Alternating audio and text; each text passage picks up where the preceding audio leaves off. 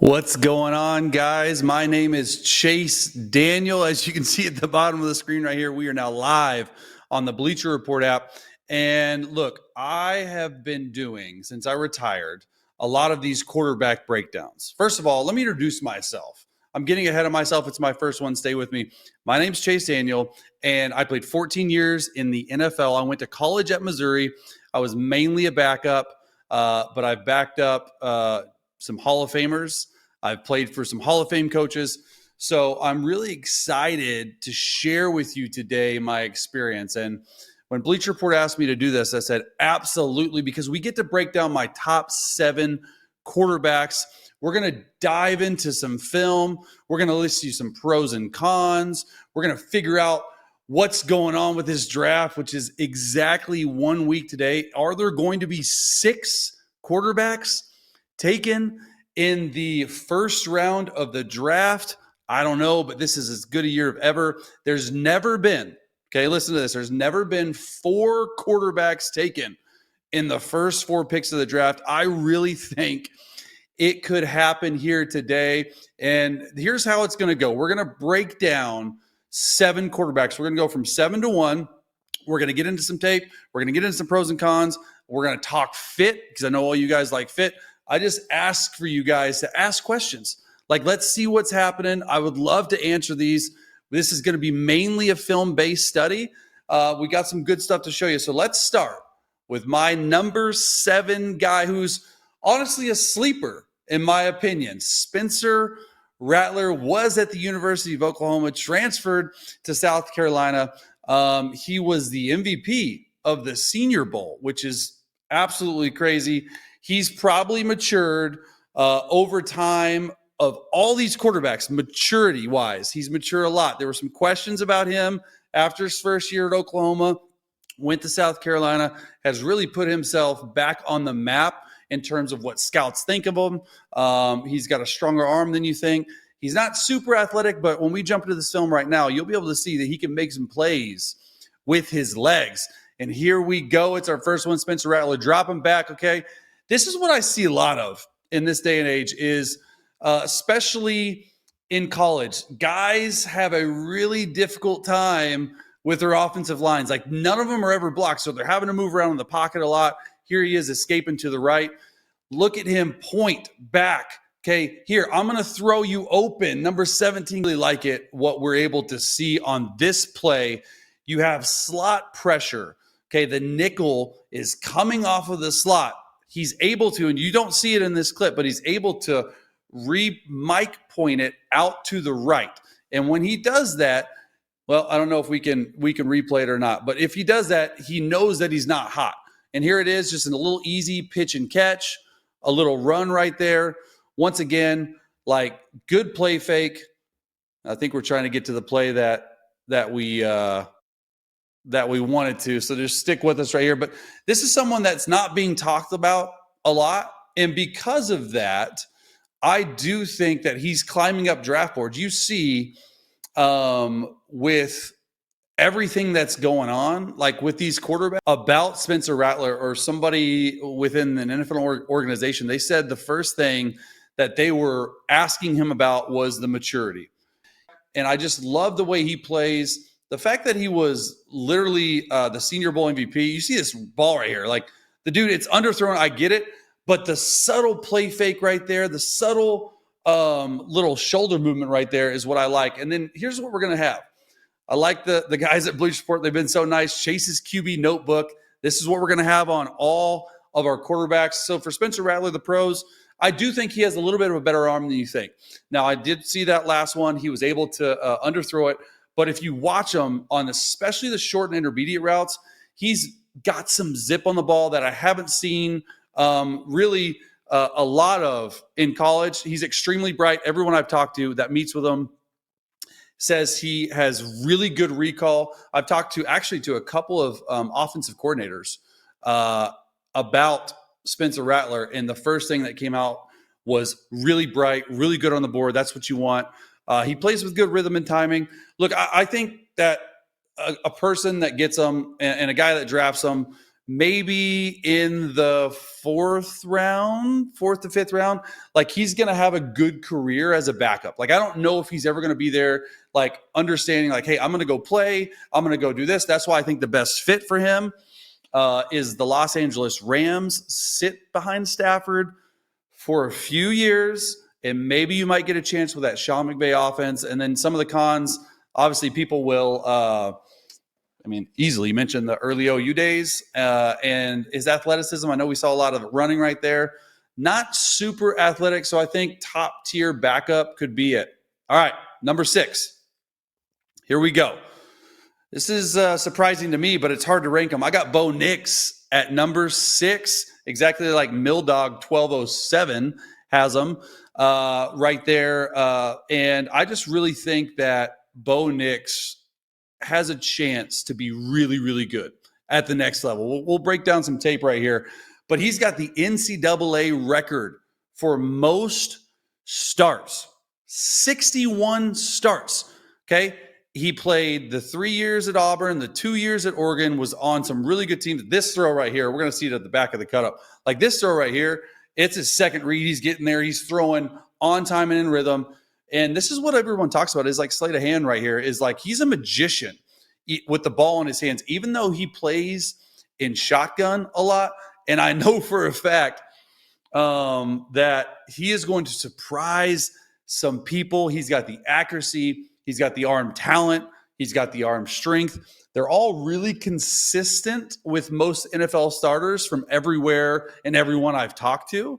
And I just think that it's going to be an interesting sort of draft for Bo because after the top 4 are picked, like where does Bo fit in?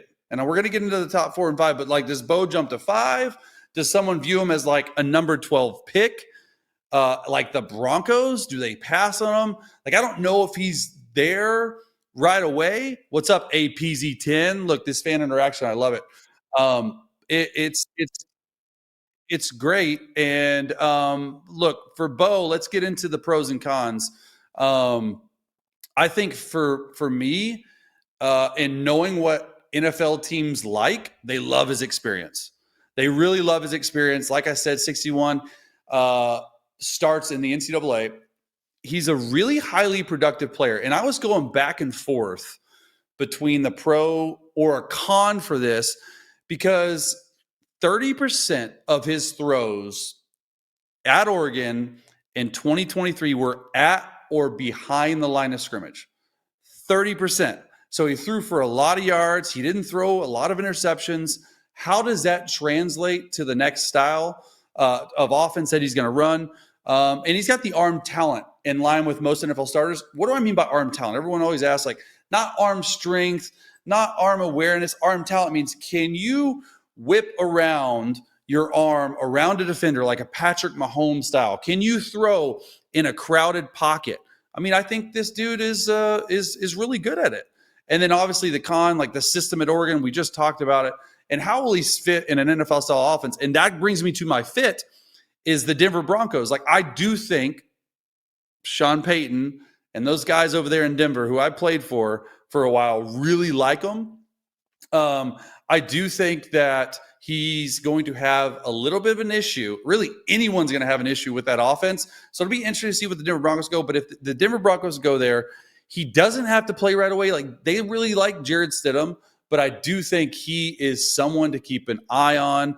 Maybe not at 12 for Denver. Maybe Denver goes back up into the first round if things are going crazy to snag him. I don't know. We'll see. But I really like Bo Nix. All right, number 5. And this is going to surprise some people. It's going to surprise some people, but Drake May. I know. You guys, the internet loves themselves some Drake May, and I put him as my 5. I don't know if NFL teams view him like that, but the biggest reason, we're going to get into the tape right away, the biggest reason for Drake May at being 5, he just doesn't have a lot of experience. He's got a lot of raw talent. I don't know if anyone, I mean, there's going to be someone, but the fit for him is super important. If he doesn't fit into a right system, I don't know if he's going to be able to play right away. And that's another reason I don't think he's ready to play. Look, I've heard the Patriots love him. I've heard the Minnesota Vikings are in absolute love with him. But the Vikings are picking low. Are you willing, Kevin O'Connell, McCown, who's the quarterback coach, who actually coached him in high school, are you willing to jump up to number 3 with the Patriots? Because I do think the Patriots like him a lot.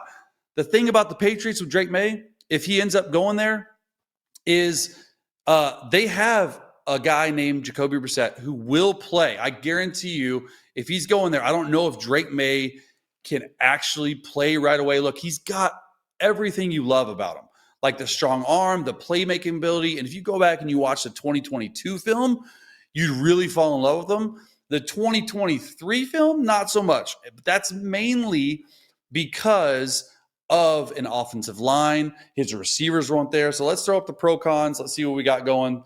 Chase's notebook.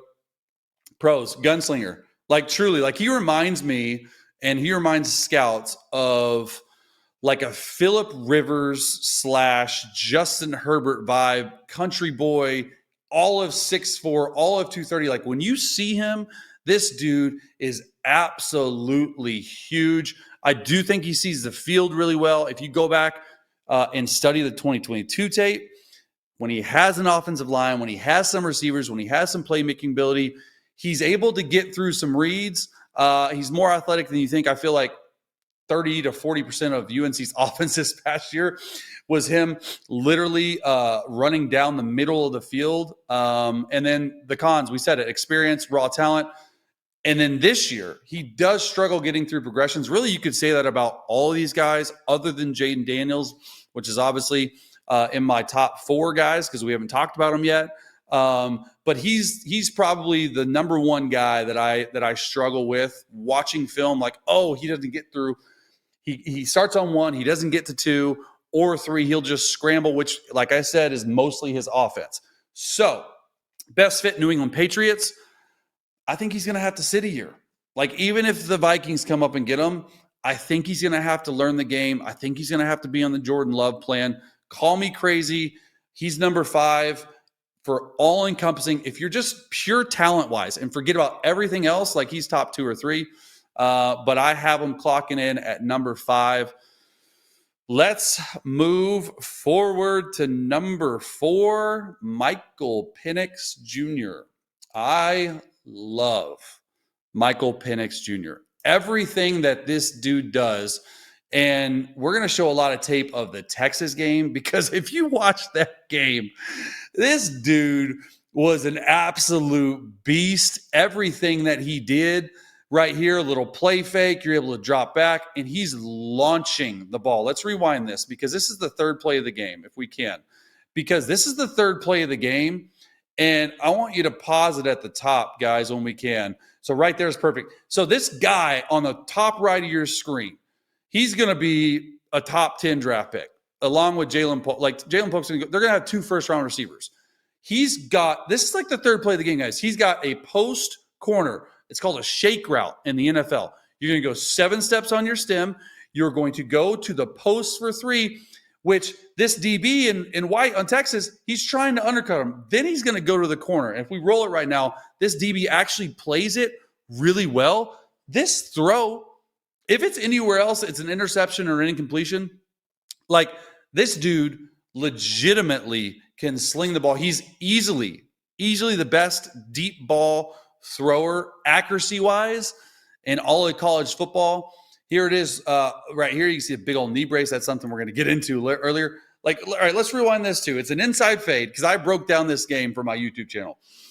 They don't pass off a game from the center and the left guard. So this is a good game. And Texas might have 2 DTs taken in the first round. So they're playing against good. He's got his eyes down the field. Number 4 right there. He's holding the free safety. Number 4, the receiver in the slot to the left, is running an inside fade. So Penix, his eyes, that's what I love about Penix. His eyes is legitimately, they're down the field to hold the free safety. All right, and we'll roll it right now. He does not get to step on this. He does not get to step into this. Look at this. Back foot hits, has to go this spin away. This was early in the game as well, too. Like crazy throw, a lot of play action. And then one of the things that is not talked about, I mean, I think he ran for like 2 or 3 yards all year, his durability, right? Like he's been hurt. He was getting hurt in Indiana days. He hasn't been hurt the last 2 years. So I think that's something that is not talked about enough. But like if you just take pure arm strength, for me, this dude probably has the strongest arm of anyone in the entire draft. Like just the way he gets through his progressions, the way he's able to throw the ball accurately downfield, and people like don't talk about his athleticism because he never ran. The dude ran a 4.4.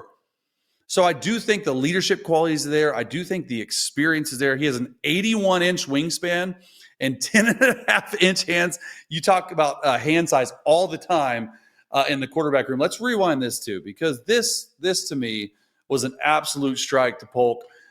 It's a little seam route. I broke this down as well. Watch the pocket movement. So you have number 91, a defensive end, coming scot-free. That happens. That's what I said early in the show. Like it just happens sometimes.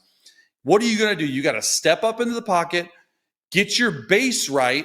They're running all go special up top. So it's 3 receivers to the top. You can see it's 3 seams. He's going to hit the number 2 seam.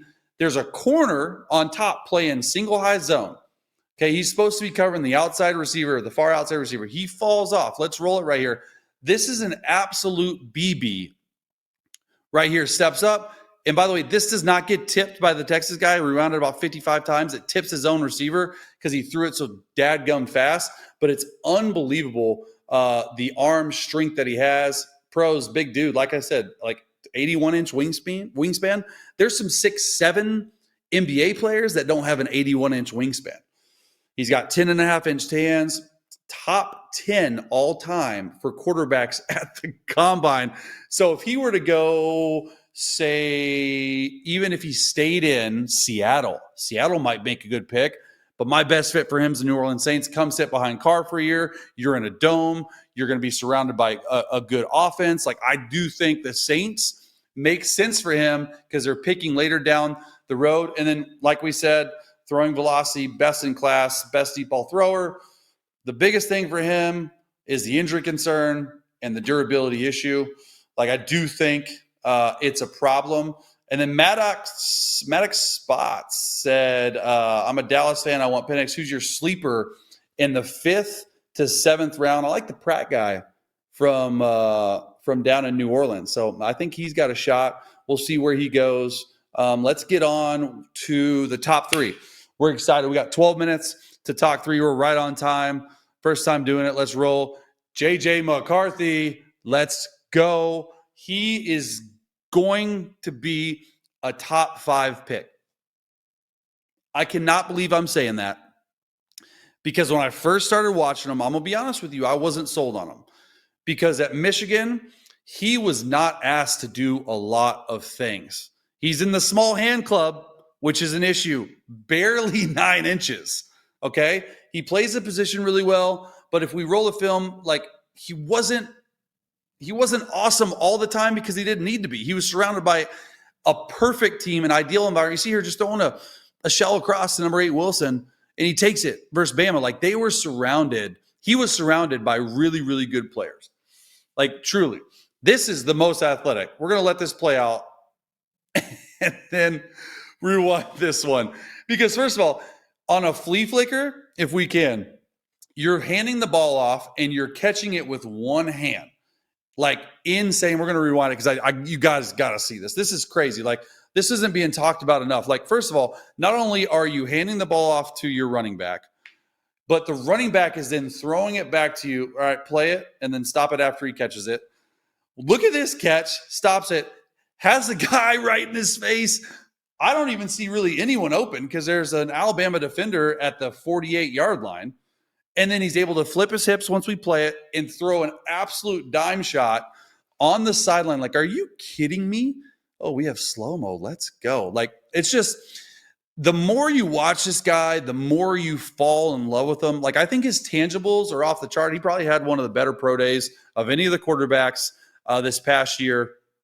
And I think he's going to be really good. I don't know if he can play right away. He wasn't asked to do a lot. He lacks experience. Like he's only played 1,804 career snaps. It's the second fewest among quarterbacks at the 2024 NFL Scouting Combine. So if you take this guy, you got to really think that his ceiling is high, which I do think a lot of guys do. And then you saw earlier in some of this film, like he's a good athlete. Like it'll be interesting to see like where he goes because there's a lot down. Now I know his stats, 3rd and 7 and up, are amazing, but I've seen a couple games where they're literally running quarterback draw on 3rd and 12. Like it just doesn't make sense. So the pros, JJ McCarthy, next level athleticism, truly, like that's what teams love. Like he can get in and out of binds. He can hurt you with his legs. And like we just said, I've seen a lot of that. We talked about could have the highest ceiling of any quarterback in the draft. He's only got 1,800 collegiate snaps. And he is really good on 3rd and long. The cons, like this is a big deal to me. And this, you got to be okay with it. In the NFL, you throw in tight pockets at all times. The pocket is very, very tight. You have less than 3 seconds to get the ball out of your hands to the receiver. He struggles in a tight pocket. Like he needs more space to get open and to drive the ball. I don't love his release. He drops it down a little bit. And then the biggest thing for me, like, can he carry a team? 3rd and 10, and I said this on NFL Network the other day, 3rd and 10 on the road, hostile environment, in a 2-minute drill. Can you drop back? Can you hit your back foot, move in the pocket, throw a dagger route across the middle at 20 yards between 2 defenders in single high zone coverage? I don't know. I haven't seen it from him, but I do think the best fit for him, without a doubt, and really you could say best fit for anyone, is the Minnesota Vikings. Like if he goes to the Minnesota Vikings with Jordan Jefferson, Jordan Addison, like all these guys that he has, plus the play caller, plus the scheme, plus everything, he's going to absolutely crush it. So this is why I think he's going to be a top 5 pick. I do think someone's going to have to come up and get him. All right, number 2. And honestly, I struggled a little bit with 1 and 2, but my second one is Jaden Daniels. Like I think Jaden Daniels has the ability to be an elite, yes, I said elite quarterback at the next level. He's the most unique in this entire class at a true pocket passer, but also can go for 200 on you like he did Florida on the ground. Like doesn't use the running ability that much, like almost as good a runner as Lamar Jackson. I absolutely love this guy. Let's roll the tape on it and see what we got. He's also he's the best back shoulder throw I've ever seen coming out.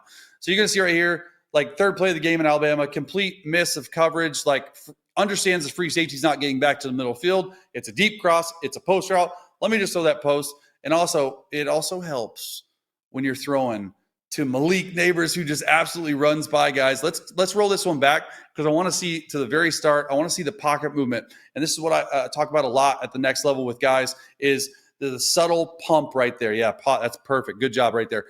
Like he's pumping. Okay, he's pumping because it's an inside sluggo. You can't see it right here. It's an inside sluggo. Then the sluggo is going to go vertical because it's single high zone. When he does this, okay, when he pumps, roll it, just slow-mo it back or forward just a little bit. Watch him pump. Watch him stop it right there and see him get the ball out. You don't see that very often. Most guys pump, okay, and sit where they're at, and you get a lot of push in the pocket. This dude pumps, okay? He's able to move back just enough away, and that little extra time can like, I guarantee you, scouts, coaches, everyone, they're salivating over it, and then launches it to Malik Neighbors for an easy touchdown. Like this to me is like next level stuff right here. It helps that you're going to have 2 first-round receivers, Brian Thomas Jr., Malik Neighbors, who I think is maybe a better receiver, even than Marvin Harrison Jr., which I'm doing this stream tomorrow for receivers. So come back in. Let's do it. All right. So more film, dude. Jaden Daniels, he's the best. Like, obviously, like this is the game I was talking about. We would have gone to the probably the college football playoff, to be honest with you, because we only lost one other game. He absolutely smoked us. Let's rewind this one too. It's a back shoulder throw to the field, which is awesome. I want guys to make sure we see this, and I'm going to save time for number 1. This is the last one where we'll get to. Then we can just hop ahead to the pros and cons. But watch him right here. He knows exactly where he is. Look at his base. Look at his shoulders. All right, let's roll it. Malik Neighbors in the slot, runs amazing inside fades, and watch the ball placement. People don't talk a lot about this a lot. The ball placement of this, excellent. Let's get to the pros and cons right now of Jaden Daniels, because I want to make sure we save enough time for number one. But this right here, like that throw right there, love it. Extremely accurate. Almost 73% completion percentage last year. Like, come on. Like I said, number two already, he is the best. He is the best at getting through progressions in this draft. I will stand on a table for it, no doubt. The biggest con, he's tiny. He takes way too many hits. And then if you really love him, if you really think he's going to go number two, which I do, at the Washington Commanders with Cliff Kingsbury. Think about what Cliff Kingsbury did with Kyler Murray and what he's going to do, who's a better runner and a better quarterback, I think Jaden Daniels is. But you got to go back and watch his early years at ASU. Let's get to number 1, 2. We got 3 minutes to talk about him.